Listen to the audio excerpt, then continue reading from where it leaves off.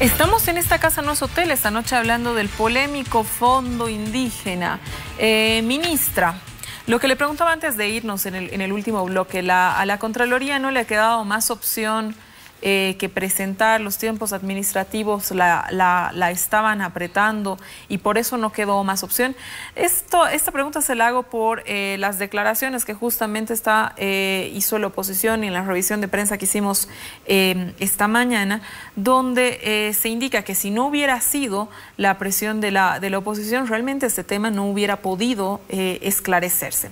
Ese como un primer punto. Un segundo punto, que no se ha podido accesar a la información precisa de todo lo que significa el informe de esta intervención, quiénes son los responsables, no se tienen los nombres, o bueno, por lo menos así es como se indica, cuáles hubieran sido los montos, etcétera. Ministra, ¿qué opinión existe sobre eso? ¿Es así que la Contraloría no le quedó otra opción? Cuéntenos al respecto. Totalmente falso, porque la Contraloría hizo su trabajo e hizo en los tiempos que tenía que hacerlo. Lamentamos que en una coyuntura en la cual la oposición no tiene argumentos sólidos, salga con este tipo de aseveraciones que no tienen ningún sustento y que pues no responden a la veracidad de los hechos. Más bien, lo volvemos a reiterar, desde el gobierno nacional ha habido esa voluntad política de transparentar, porque le tenemos que rendir cuentas al pueblo boliviano, de cara al pueblo boliviano, transparentando toda la información. Y en esa misma lógica, Susana, yo quiero mostrarle, acá estoy con mi iPad. La cámara, por favor. Sí, si podemos ver, en la página, en la dirección www.fondioc.gov.bo y en el ala derecha, absolutamente está toda la información del Fondo Indígena desde la finalización de la intervención. ¿Cuándo finaliza, ministro? En agosto se ha concluido la intervención y desde fines de agosto inmediatamente la interventora presentó su informe y dio su conferencia de prensa. Nosotros hemos transparentado esta información. Acá cualquier ciudadano boliviano va a poder encontrar primero el informe final. Todo el informe son más de 50 hojas de la interventora. Va a encontrar también el detalle de los 30 proyectos inexistentes, va a encontrar el detalle de los 153 proyectos comprendidos en el informe de la Contraloría, los proyectos que tenían plazo de convenio vigente y que han sido transferidos al nuevo Fondo de Desarrollo Indígena, y también los proyectos que están dentro del proceso de liquidación con observaciones. Pero además, incluso está el detalle de los procesos penales que se han iniciado desde la intervención y la liquidación del Fondo Indígena. Si me permite, Susana, lamentar, como decimos, este tipo de aseveraciones que buscan, pues tienen un fin político.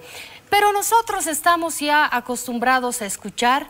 Lo que lamentamos es que el pueblo boliviano sea desinformado.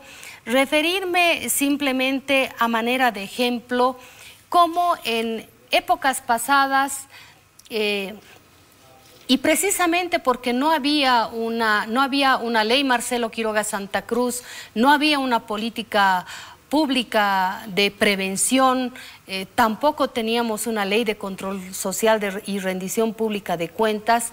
Todas las ex autoridades de otros gobiernos que han incurrido en actos irregulares que conllevan la comisión de delitos, prácticamente han ocasionado un daño económico al Estado muy fuerte. Yo, a raíz de este tema, porque me llama mucho la atención cómo se está queriendo estigmatizar a nuestra gente indígena, originario, campesina, he hecho un relevamiento en el Ministerio de Transparencia de todos los procesos penales que hoy en día estamos encarando contra ex autoridades.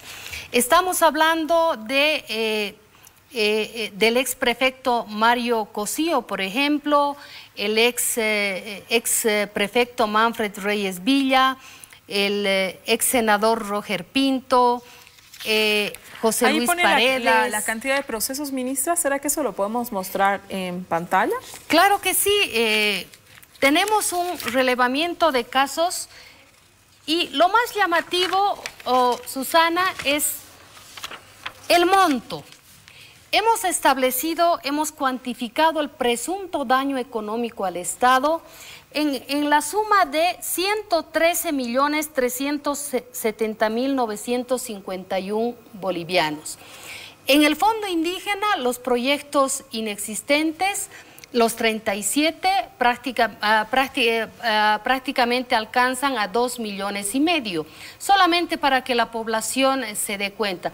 Pero además yo quisiera referirme a algunos casos concretos que no han sido impulsados desde el gobierno nacional, porque también hemos escuchado decir a la oposición que están siendo perseguidos, cosa totalmente falsa. En el caso, por ejemplo, actualmente tenemos el proceso penal contra el ex gobernador del Beni, Carmelo Lenz. Decirle a toda la población cómo se origina este proceso penal. En realidad es la Asamblea Legislativa Departamental del Beni que le solicita al entonces gobernador Carmelo Lenz la verificación de algunos proyectos inexistentes a través de la subgobernación. Y el subgobernador del señor Carmelo Lenz precisamente fue pues el señor Enrique Monasterios. En este contexto es que el responsable o el secretario de Transparencia de la Gobernación del Beni presenta una denuncia contra el señor Enrique Monasterios, contra el subgobernador en ese entonces. El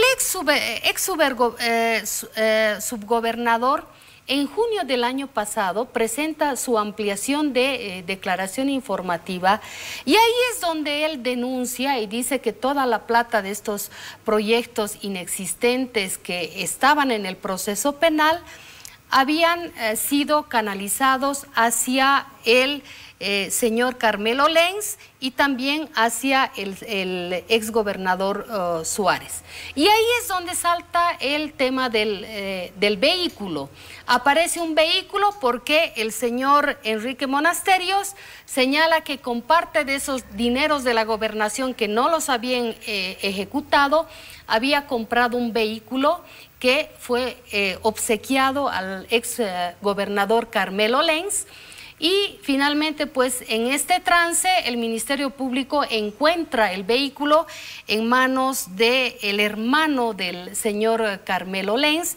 Y ese es el proceso penal que hoy en día estamos encarando. Lamentamos que el ex subgobernador, que ha sido el que lo ha denunciado, que está como denunciado, perdón, se haya dado a la fuga. Y como ese caso, nosotros lamentamos que exautoridades, a diferencia de lo que está ocurriendo en el Fondo Indígena, donde los indígenas originarios campesinos, beneficiarios de estos proyectos, están compareciendo ante las autoridades judiciales, estas exautoridades que le han hecho tanto daño al país, estamos hablando del exgobernador Mario Cosío, José Luis Paredes, Sabina Cuellar, Guillermo Suárez, estén pues acudiendo a una serie de artilugios para evitar comparecer ante las autoridades judiciales y y responder por todos los actos que se les está atribuyendo en estos procesos penales. Como ello, nosotros vamos a seguir en la misma línea, Susana, porque tenemos casos muy delicados que estamos llevando adelante desde el Ministerio de Transparencia, pero vamos a seguir porque esa es la política clara del gobierno nacional. En otros gobiernos el tema de corrupción no se sancionaba, se protegían entre ellos. En nuestro gobierno nosotros no protegemos absolutamente a nadie. Ministra, hoy haciendo la revisión de prensa leía que el abogado del diputado Quispe, del diputado Adolfo Chávez, le sugería no volver al país, que en ese momento se encuentra en Francia a raíz de los actos estos que ha habido de la cumbre. Entonces, le sugería no volver al país a prestar las declaraciones. ¿Qué opinión le merece esto? A ver, le pregunto porque sí me parece sumamente grave, ¿no?, que un abogado haga público que no se vuelva al país. Estamos enfrentados ante una justicia que ante primera sospecha va a encarcelar a aquellos que son opositores al gobierno.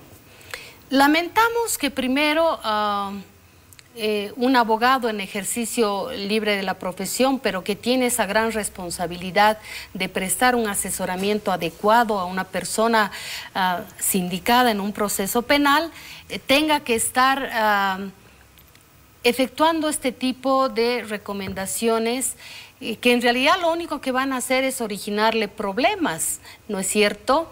Es inadmisible que se pueda recomendar a un patrocinado que no comparezca ante la justicia. Vean ustedes cómo estos problemas que estamos teniendo en el sistema judicial también afectan a la sustanciación de los procesos.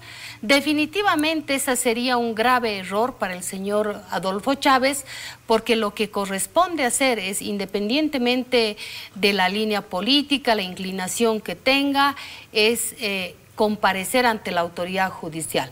No obstante de ello, sí nosotros estamos alarmados, porque hemos presenciado una serie de actos dilatorios precisamente por este tipo de abogados que asesoran y mal asesoran a los denunciados.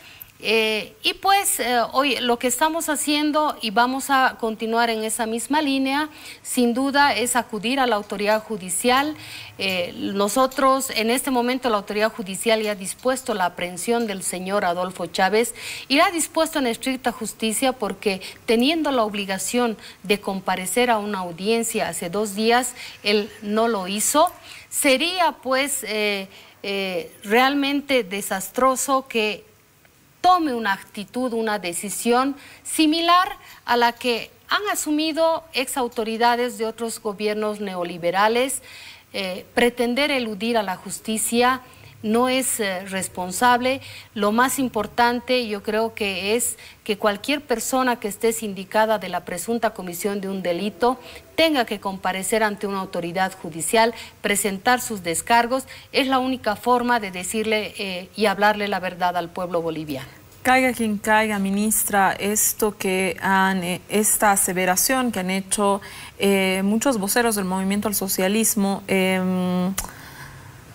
aplica a gente importante. El lineamiento que nosotros tenemos no marca ningún tipo de diferencia. Definitivamente, más allá de que, como lo hemos manifestado, lamentamos que nuestros dirigentes de movimientos sociales estén comprendidos en procesos penales. Sin embargo, por un tema de responsabilidad en este momento en el manejo de la cosa pública, absolutamente nosotros vamos a seguir este lineamiento. Lo que corresponde, lo volvemos a reiterar, es que acudan ante la autoridad judicial en este caso y presenten absolutamente sus descargos, y en función a ello será la autoridad judicial quien determine la responsabilidad. Y yo solamente decir, vean ustedes la diferencia marcada en el accionar. Nuestros movimientos sociales pues no realizan actos para impedir que la justicia haga su trabajo. En cambio, por el otro lado, las ex autoridades que estaban acostumbradas a aprovecharse de los recursos del pueblo boliviano, sí acuden a todo tipo de artilugios para evadir a la justicia y dar cuenta de sus actos. Tengo que ir a un corte, ministra. Quédese con nosotros en esta Casa No es Hotel. Venimos al último bloque ya de la entrevista a la ministra de Transparencia sobre el tema Fondo Indígena. Quédese con nosotros.